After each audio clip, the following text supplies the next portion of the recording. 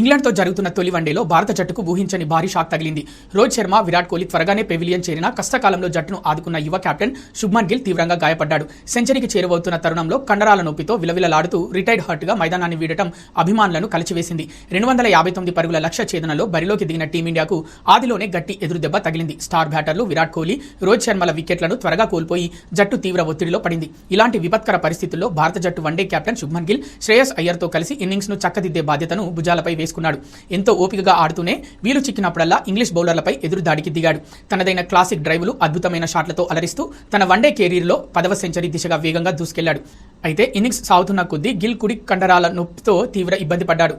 పదే నొప్పితో బాధపడుతున్నా అప్పటికే కీలక వికెట్లు కోల్పోయినందున జట్టు కోసం పట్టుదలతో క్రీజ్లో నిలిచే ప్రయత్నం చేశాడు. కానీ 26వ ఓవర్లో పరిస్థితి విషమించింది. కనీసం నడవలేని స్థితిలో మైదానంలోనే కూలబడిపోయాడు.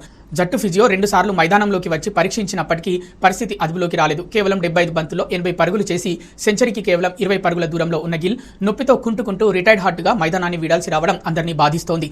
గిల్ క్రీజ్లో ఉన్నంత వరకు 149 పరుగులకు 2 వికెట్లతో స్కోరుతో అత్యంత పటిష్ట స్థితిలో విజయం వైపు సాగుతున్నట్లు కనిపించిన టీమిండియా అతను మైదానాన్ని వీడగానే ఒక్కసారిగా కుప్పకూలింది. శ్రేయస్ అయ్యర్ అప్పటి వరకు అండగా నిలిచిన గిల్ లేని లోటు స్పష్టంగా కనిపించింది. ఆ తర్వాతి 11 పరుగుల వ్యవధిలోనే అయ్యర్, కేఎల్ రాహుల్ వరుసగా పెవిలియన్ బాట పట్టారు. అప్పటి వరకు భారత్ చేతిలో ఉన్న మ్యాచ్పై ఇంగ్లాండ్ బౌలర్లు మళ్లీ పూర్తి పట్టు బిగించారు.